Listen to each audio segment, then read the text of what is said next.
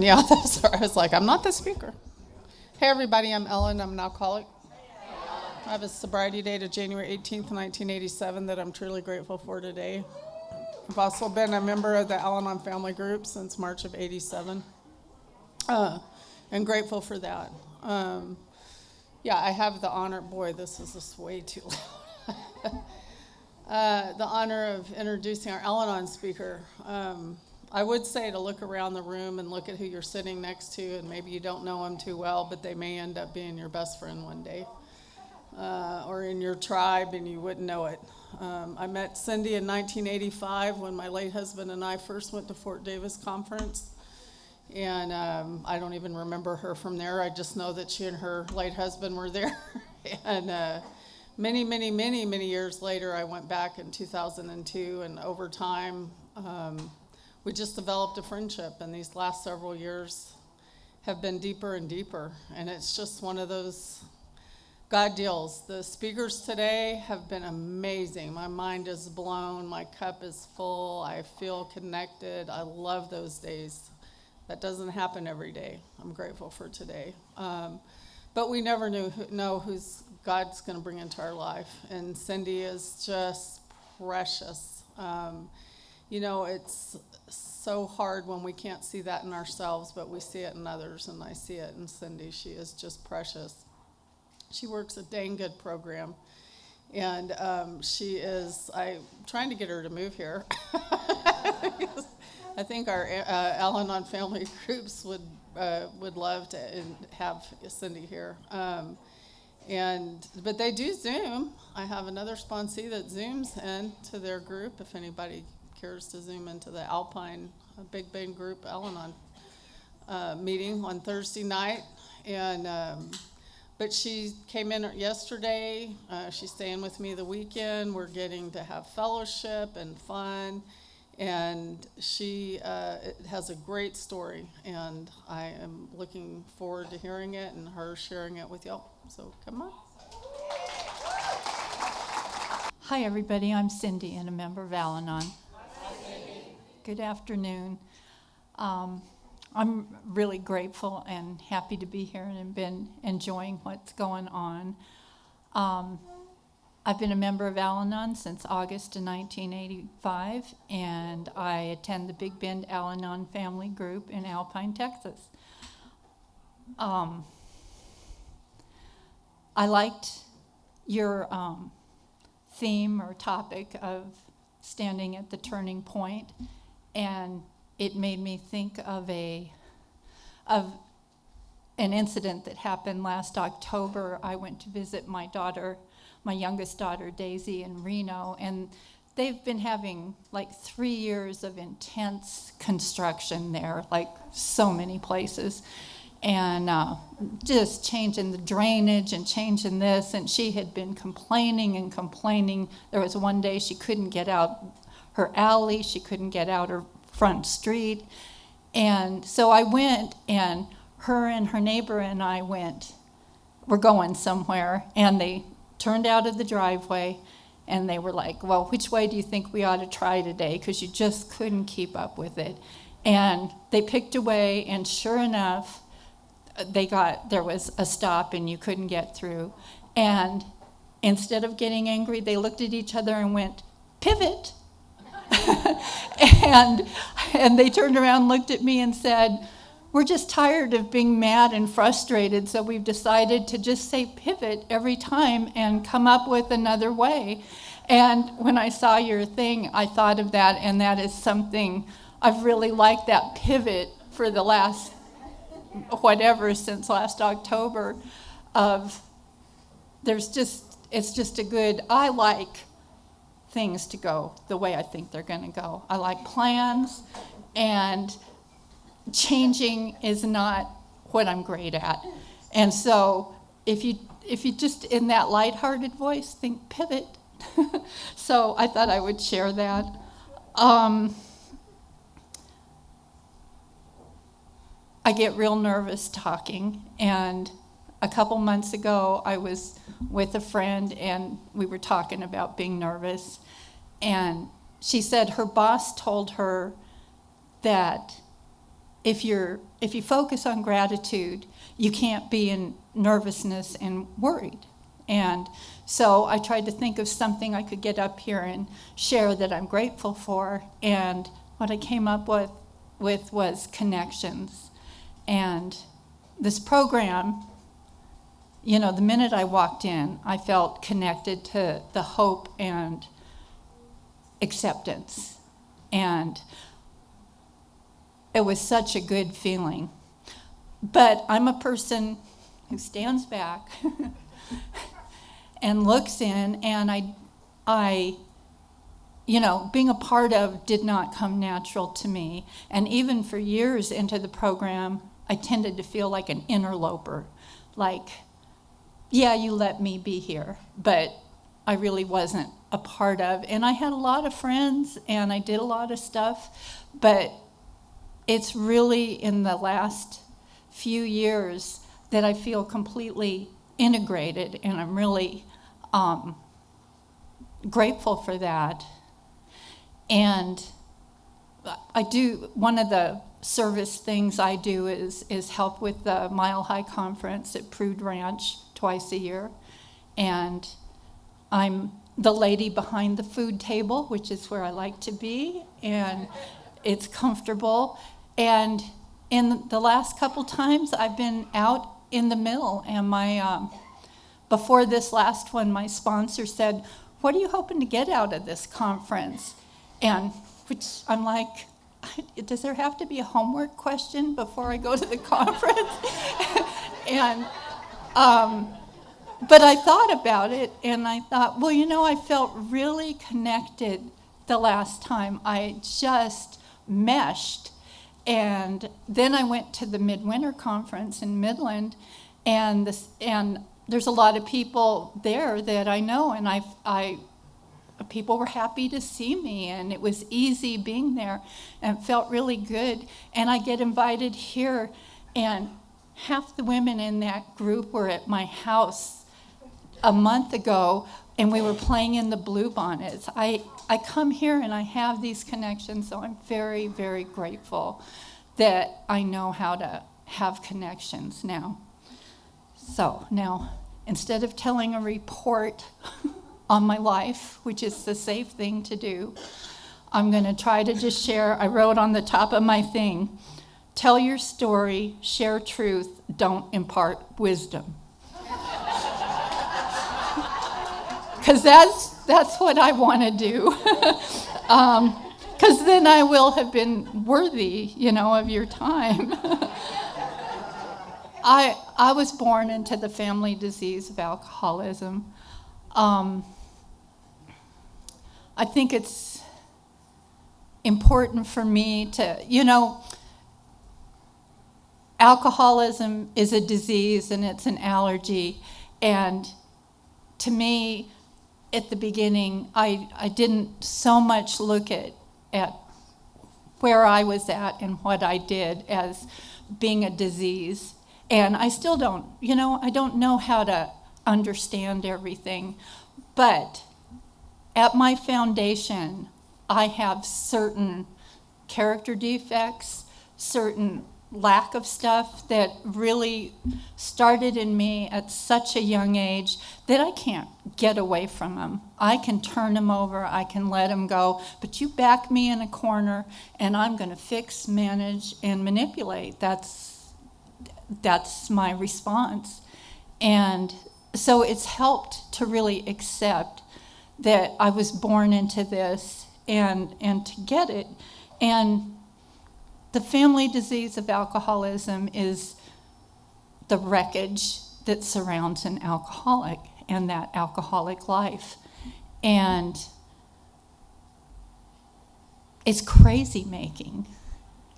When you're around it, you behave crazy and you learn skills to deal with, you learn how to cope, and those coping systems you get are crazy.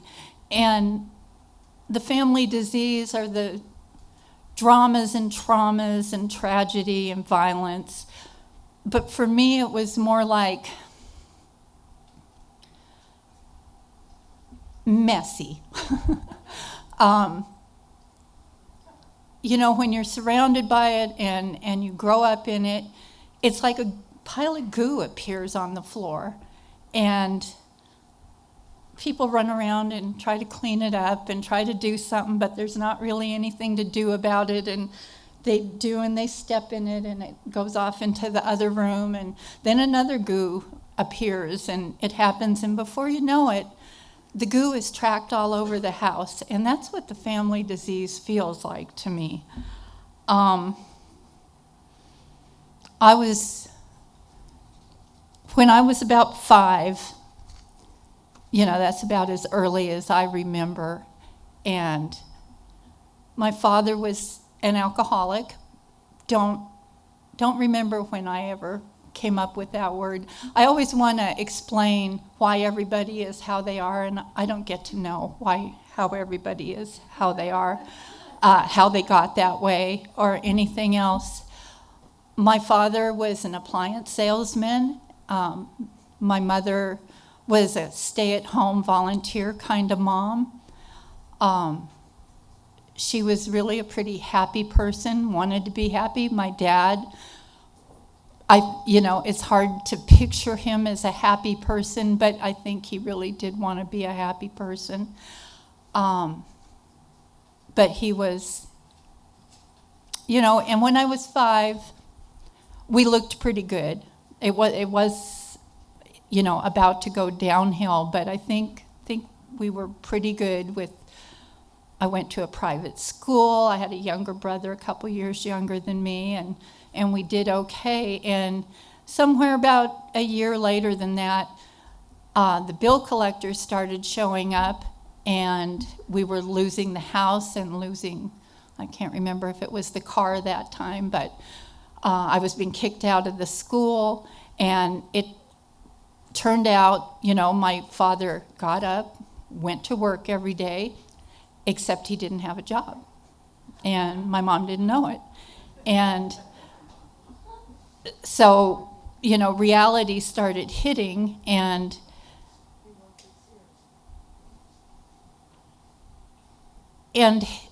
his life became about the alcohol. Her life became about managing the alcoholic mess that was all around. And she had to go to work.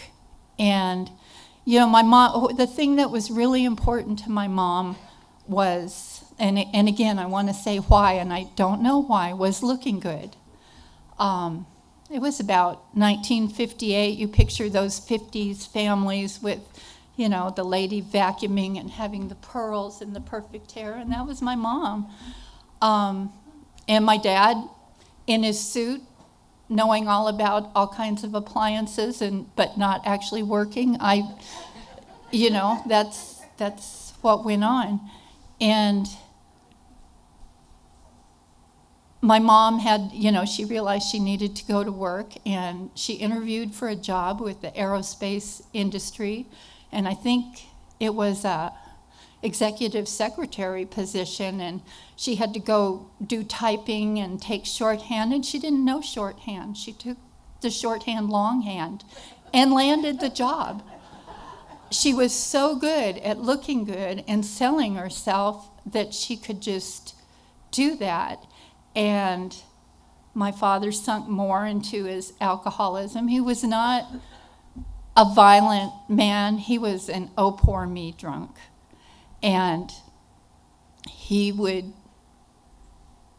he was in that grip, and she was trying to look good, and we were off on this life of, to me, what I think was important was looking better than we were. And my family was big on truth, big on lies, and loose on the truth. It's hard for me to look back and know exactly what happened and when things happened, because people were not honest about stuff. And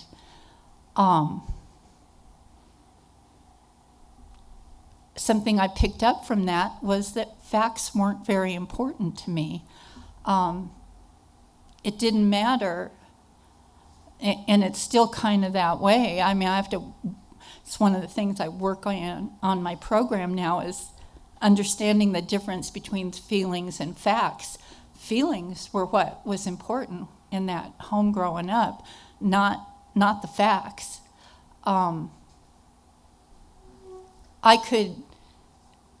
What I learned was how to read the room, how to read minds, how to take the temperature.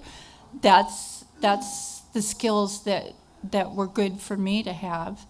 And my brother was the comedian, distraction, fun, I was a manager, I smoothed things over. Just getting a little nervous. Think about gratitude. There's my smiling faces.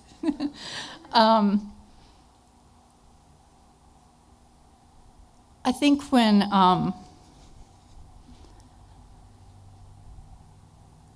was 6 or 7, my mom, again, I can't know why she did what she did. I ended up hanging out with my dad and being his buddy.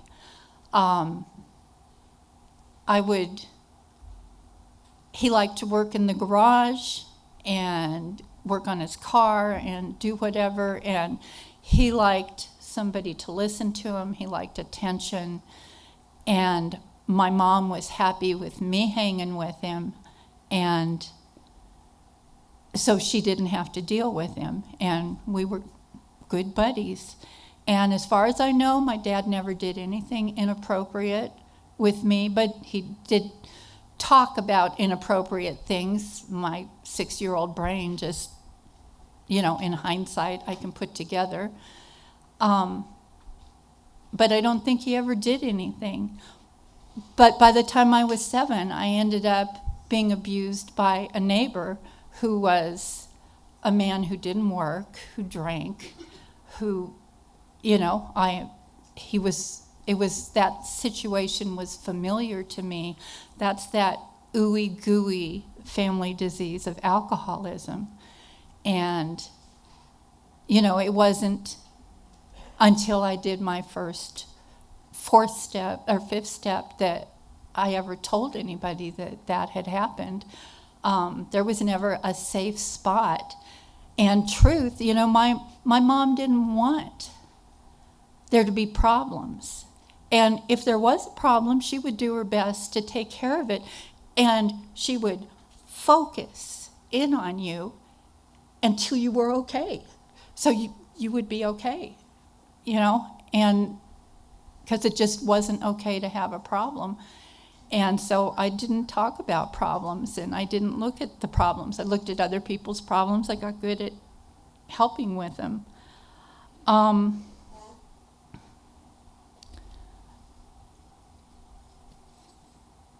When I think at 7, my mom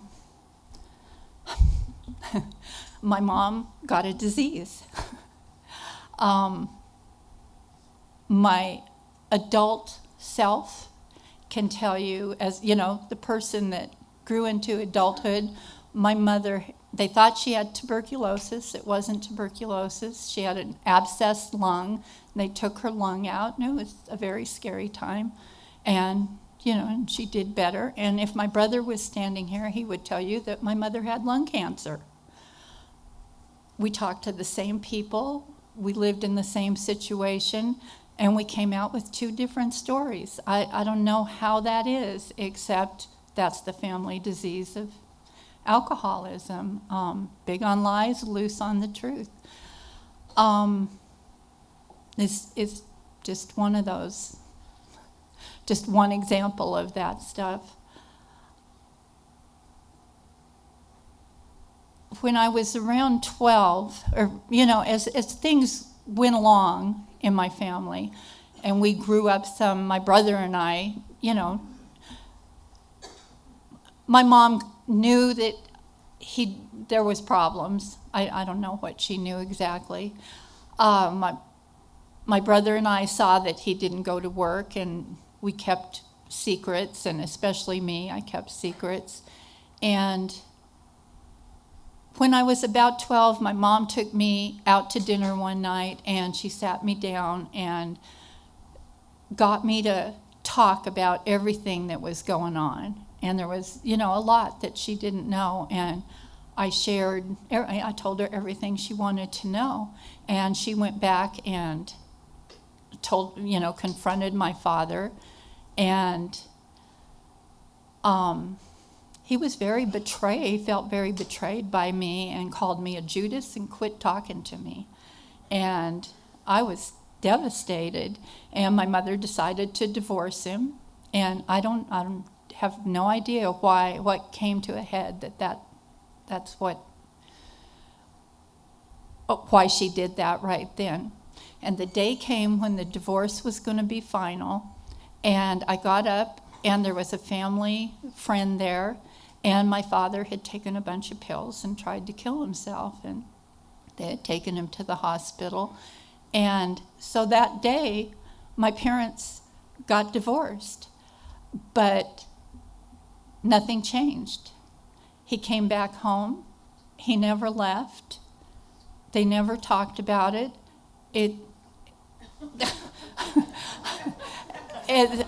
Facts are not important to me. It's just the way it went. My brother,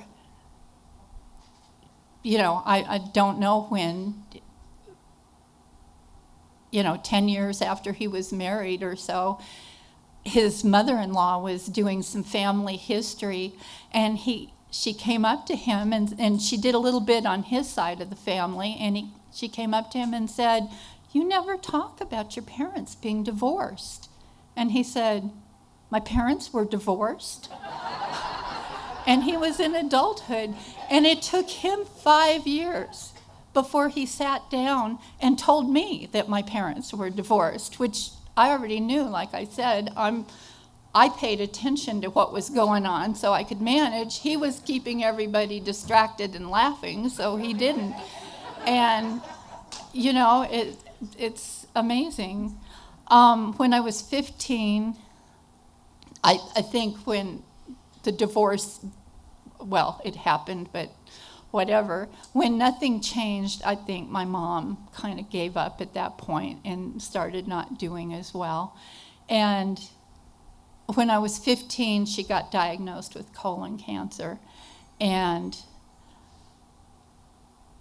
they told her, they told us, again, I never know how to tell stories because they're just blurry. She had colon cancer. They took out the tumor and put her on chemotherapy. And they told my grandmother, my godmother, and my father that her liver was also cancerous and she had 6 to 18 months to live.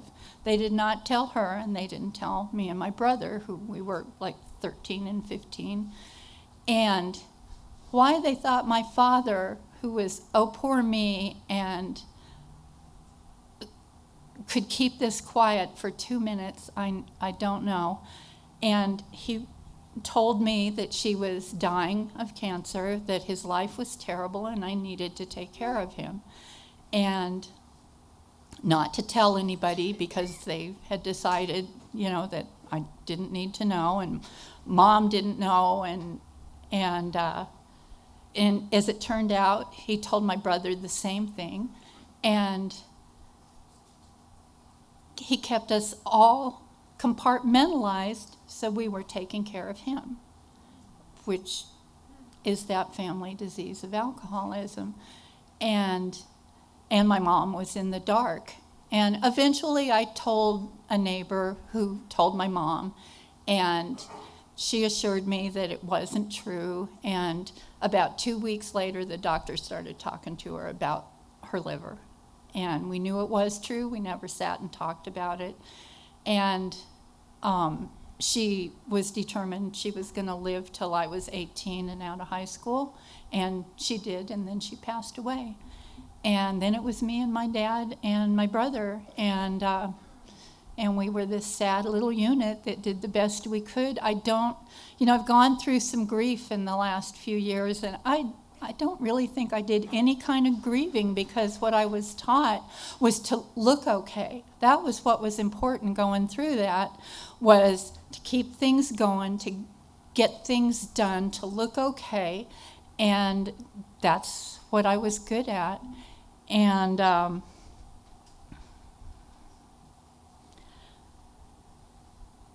and that's kind of how that family went. What I came out of that family with was my dad. How my dad was taught me to be very good at knowing what people needed and to take care of them and to be attentive and to fix things for them before they knew what they needed. I got very good at it. And what my mom taught me, or what I learned from that situation, was how to figure out what people expected from me. And I got good at knowing who was more together than me and who was less together. My life was lived on a ladder where, oh, you're together and you're going to know I'm not together, and I've got it more together than you, so I'll be your friend because you're going to think I'm great. And I'll never be good enough for, it's one of the great gifts of the program is everybody got down on the same playing field.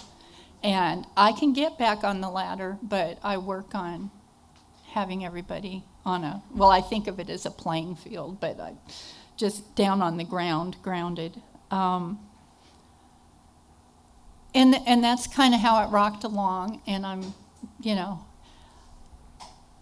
I'm trying to think of, I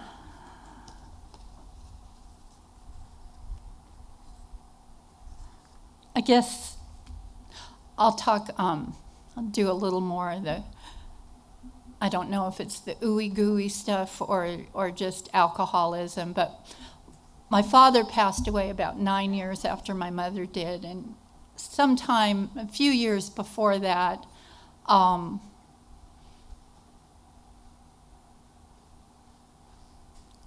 whenever I would go to his house, he would badmouth my mom a lot.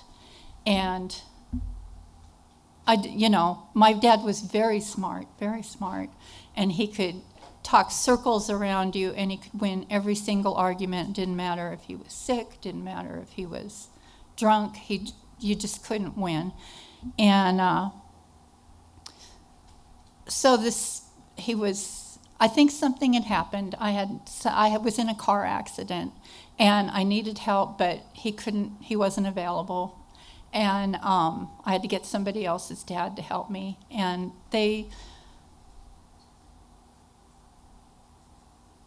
I went back home, and, I'd been through this thing, and my father was drunk, and he was bad-mouthing my mom, and I just couldn't take it, and I hit my limit. And this is before Al-Anon, and I didn't really know about, accepting unacceptable behavior or not accepting unacceptable behavior. I don't think you can make that happen here. It's got to happen here. And I hit that point. He was bad-mouthing her. I just lost a car I had bought for cash with my mother's insurance money after I graduated college. And it'd been in an accident where it was just wrecked. And he's bad-mouthing her, and I'd had it. And I said, I'm leaving. I do not want to hear this. I can't hear this anymore. My mom is dead. She's been gone for years. I don't want to hear this anymore, and I'm leaving, and I'll come back, but if you ever badmouth my mother again, I will never come back. And I meant it, and he knew I meant it, and our relationship changed that day. And it never went back to what it was. He still pulled the same stuff he pulled, but it was it was not the same. And we had a better relationship, not deeper. We lost the depth of our relationship, but I think sometimes to quit accepting unacceptable behavior, it costs you the depth. And my brother never did that, and he had the mess up until the end. And my father died, or he got in bad shape. My brother asked me to come and help, and I did.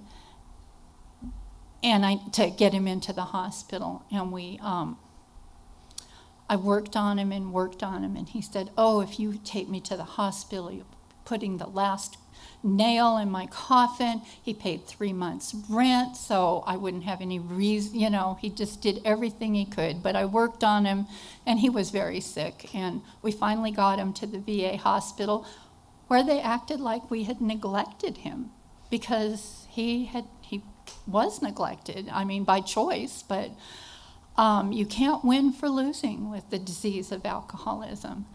And he got taken care of. They cleaned him up, and he said he felt good, and he was glad to be there.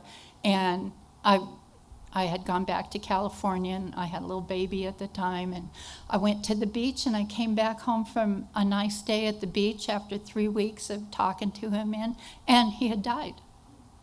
And I'll be damned if I didn't put the last nail in his coffin. It's impossible. I'm going to jump ahead to coming into Al-Anon. And I came in beat and with no answers and feeling all alone. I had worked at making sense of stuff. I had looked towards God. I'd given up on God. I pretty much decided it was all up to me, and clearly I didn't know how, and I wasn't good enough, and I really came in beat. My husband, I had been married for about 5 or 6 years by then, and he had gotten sober in the program of Alcoholics Anonymous, but he never quit using drugs. He was mostly heavy pothead, did occasionally other drugs. And, to me, my brain would figure out what the problem was, come up with the answer, and force the solution. And him quitting drugs was going to be the answer. And I worked at it until I finally gave up, because it did not work. I got sick and tired of fighting, of threatening to leave. I had two young kids, and wasn't going to leave. And so I did actually, I detached. I didn't know that word, but I replaced him with an alcoholic friend and a very needy, sick person, basically. And I concentrated them and left him alone. And it does make a difference if you're not interacting with them in the same way.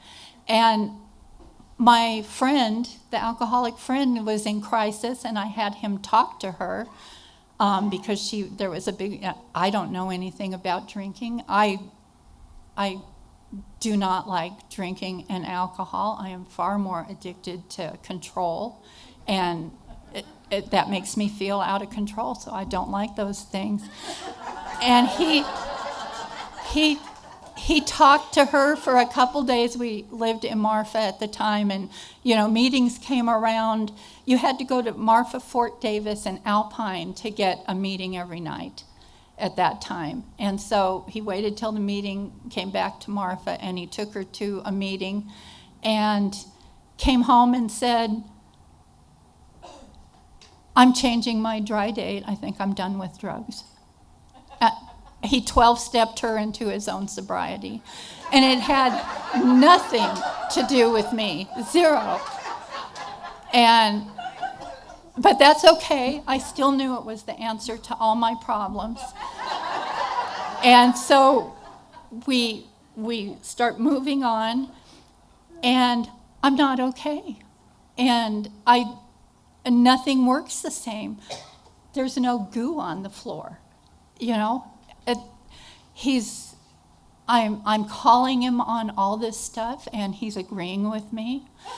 And I am getting angry, and he's being infuriatingly patient with me.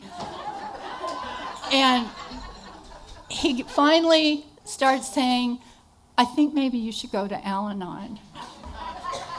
And he said, you have resentments. And you know, I wanted none of it. But after about 6 weeks, fortunately, I don't know, it sure could have taken me a lot longer, but like I said, I'd been beat a number of times. And so I went, and I got that hope and acceptance, and I related to what was going on. I was the slowest learner, and I had the alcoholic, I was helping her take care of her 4 kids, and the other lady she was blind and epileptic, and I had her child living with us, and I was such a good Al-Anon. And I came in and I would tell these stories, and the other ladies would say, man, my house needs vacuuming. Could you come and do my laundry? But what they really told me was, you're not allowed to say yes anymore. Say, I'll think about it.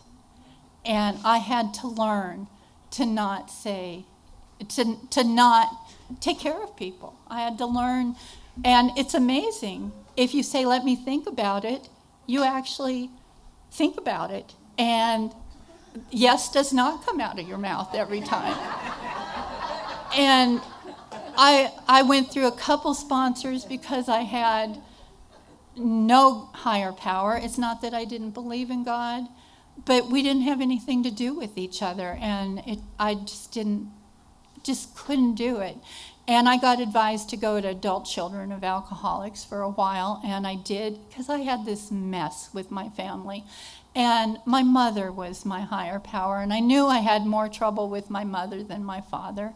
And I called my brother and asked him, you know, what I'm having trouble with Mom, and she was so great about, she just was great, and yet I knew she was my problem.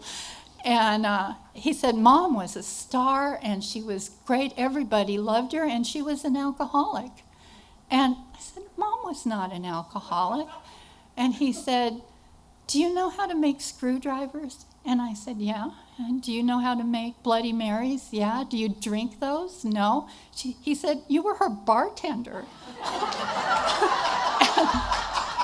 And, I was.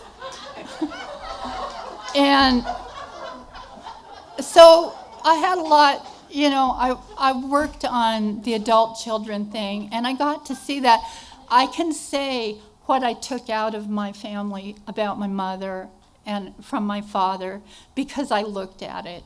And Al-Anon and ACA really helped me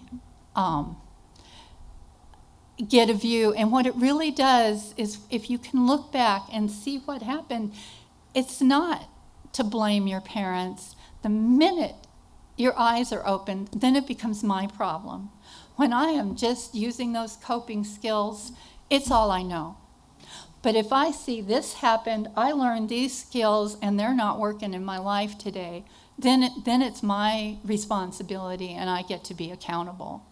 And that's what I did. I am taking too much time with all this family disease, but it's really been important to me. When I first was asked to talk, I could barely talk about any of this stuff at all, and it's really good. I'm going to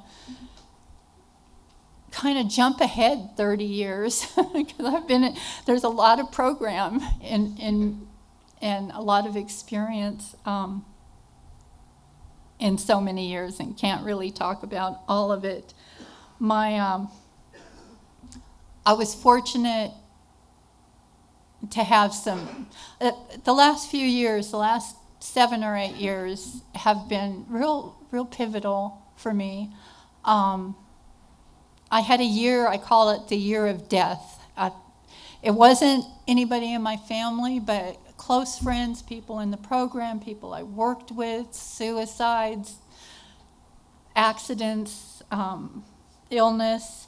There was about 12 people in 14 months that died, the last one being my cat, which is the one I cried over. And I was okay, but I could feel the effort to be okay. And I got so much from this program.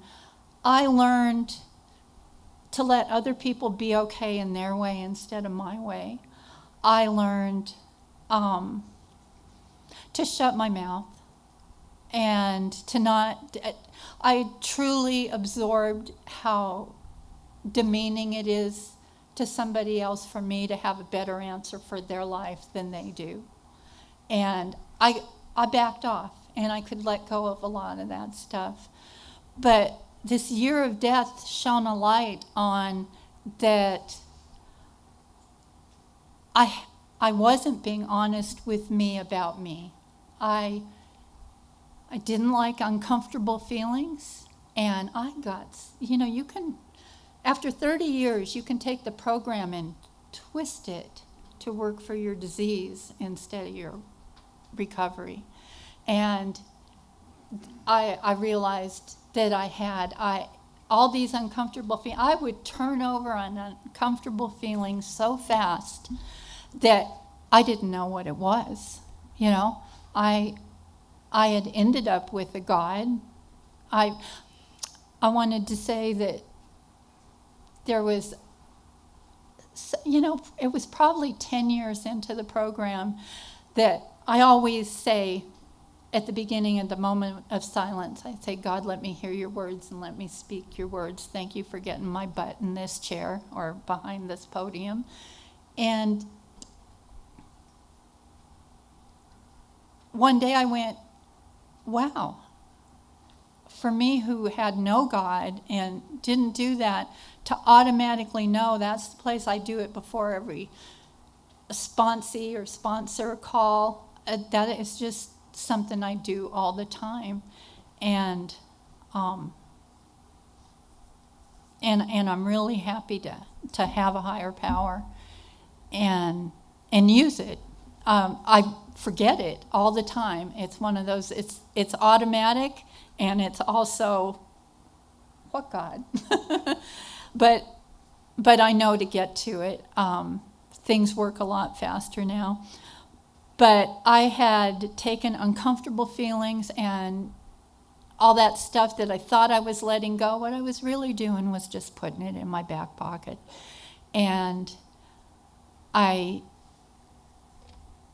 was working at being okay, and I realized that I really had been fooling myself, that I had some real stuff. But I knew to work the steps, and I went back to the steps and did them again. And I didn't have a sponsor, hadn't had a sponsor for, I live in a small town, and there's not readily available sponsors, except there is, my sponsor is sitting at that table now. But right then I did not have a sponsor. And a friend and I, for her own reasons, we both worked the steps together, and we worked both programs, and we did the most thorough steps I've ever done. And I did my 4th step, and man, I had a 4th step. And it was kind of ridiculous, except that I really did see some patterns, and I realized I had to have a sponsor. And Ellen and I were friends, and her sister-in-law had like 50 years in the program and was close to 90. And I had met her through Ellen, and I guess she came to our group once, and I didn't know her that well, but she was she was just love. It's just the best way to describe her. And I wanted to ask her, and I was afraid to ask her, and I thought, well, just do it. And her face lit up, and she said, "Oh, I would be so honored." And I forget that every side of this program is special, whether you're giving, whether you're getting. And we worked the steps, and she said, "You do not have a list of character defects this long." She said, "You need to separate out the symptoms from the character defects. You have this many." And I came up that self-will was a big problem, and dishonesty was a big problem, and my low self-worth. And she, whatever her things were, she came up with a sentence, and my sentence was, "I'm my only answer, but I'm not good enough, so I can't change." And taking those 3 character defects and putting them into a sentence made me know what I was dealing with. And it was, I just did life got a whole lot better and a whole lot fuller. And then I had the year of trauma and grief. and that was about, I guess about 4 years ago now, where, and I think I'm going to read this because I just get caught up in it if I don't. My husband got diagnosed with lung cancer and died 4 months later. And my eldest daughter was had been for 2 years on the path to incomprehensible demoralization, and hit that place during that time.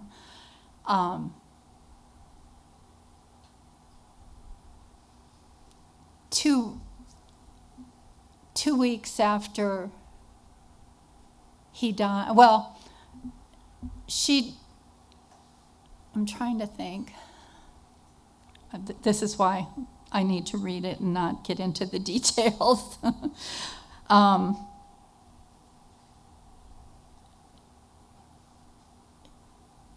When he died, we did pretty good.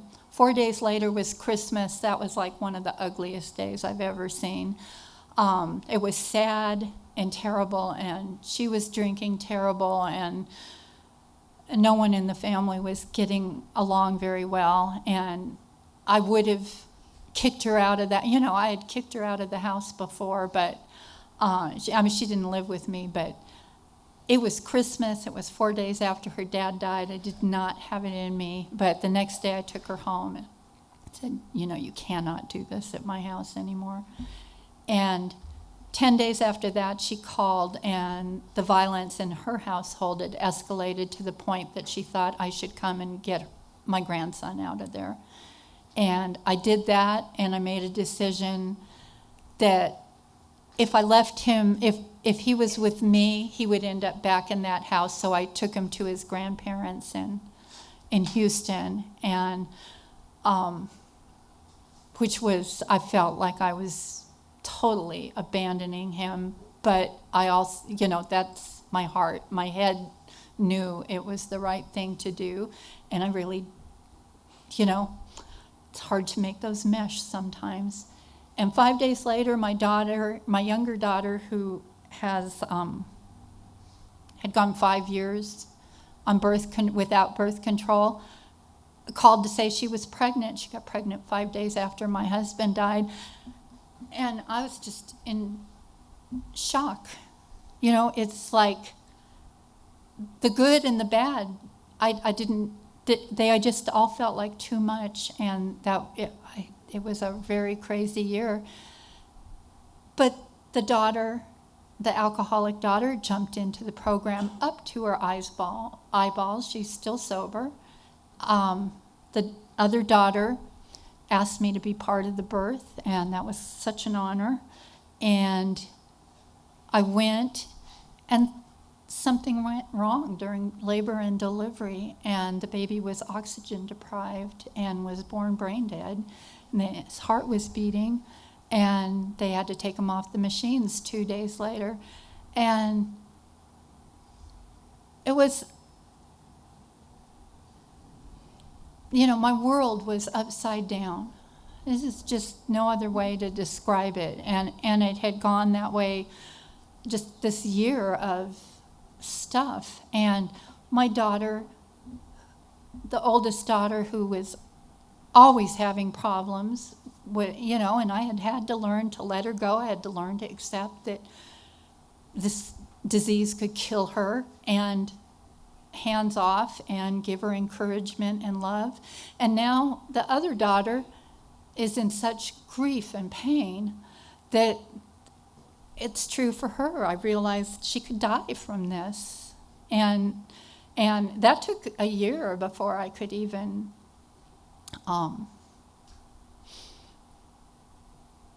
not manage. I kept my mouth shut. I tried not to give advice. But man, instead of grieving that grandson, I focused on, I need to fix my daughter. And that did not help her at all. And I am really running out of time. So,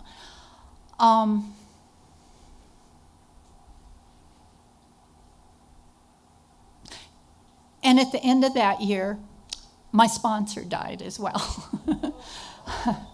and it was tough. I was in shock and trauma that year. And the next year I started going through grief, and the year after that, depression, which is when I called Ellen and asked her after a year that I needed a sponsor again. And I realized I hadn't prayed for I don't know how long. And I did the simple thing of saying, hello, God, every morning, because I couldn't do much more than that. And it made this huge difference. All of a sudden, the connection was there. I really am grateful for connections, and I forget. That's all you have to do. I went to the Harvest Moon Ball, and because my sponsor spoke that October right after my husband got diagnosed. And she had said, start calling me once a week to work, you need support, and call me once a week. And Ellen said, I'm going to call you every Monday, and she gave me assignments. She made me do a new set of steps for thinking instead of drinking, and because my mind was gone. And another friend said, we're going to go do something every week. And I learned from, something happened. I guess maybe it was when, later in that year, but after my husband had died, there was some hard day. And I immediately called somebody. I've never been good at calling people, never. And everybody going, call me, call me, call me. And Ellen would call me, and I'd think, oh, okay, my husband's dying, everything sucks. What do I have to talk about? But she would say, blah, blah, blah, blah, blah, blah, blah, blah, blah, blah, blah, blah, blah, blah. And then she'd go, and how's it going? And because she blah, blah, blah, blah, blah, I would start telling her how it was going. And she would give me assignments, and she would do stuff, and I did something fun with my other friend, and my sponsor just kept loving on me. And I am working through all this stuff. I kept waiting for the reset button to be hit because I felt so depressed. And I finally woke up one day and said, this is the reset button, And I had got goals like, I want there to be a chance that my future can be as bright as my past. It's easy to just stay where you are. And today I'll just do this really quick. Today I have a daughter who's 4 years sober. I have the other daughter had a second baby, and that beautiful baby is 2.5 years old. The grandson is like 19, graduated from high school, and has a job. His mom, who is the alcoholic and is 42, had a baby who's going to be a year next month, and she got married in a pagan ritual. And my life is so much brighter than I ever could have imagined. and you just have to, I love this program, and I love the connections, and I love everything I've learned here and practicing it. And I just have to share this one thing, because I found this card this morning. And I drove in last night and went to a meeting at the Southwest group, and the topic was complacency, which I have been working. I was hoping to talk a little bit more about it, but my big character defect right now is complacency. And so it was really good to be at that meeting last night and hear everybody share about it. And I was trying to think of ways to tie in your topic and do stuff, and I wrote this one sentence, and it's just corny or cheesy, and I thought, I'm not going to do that. And then I went to that meeting last night, and it was about complacency, so I'm going to end with, I wrote this sentence: I want to surrender my complacency and take better care of me. For me, I stand at the turning point. I love you guys. Thank you so much.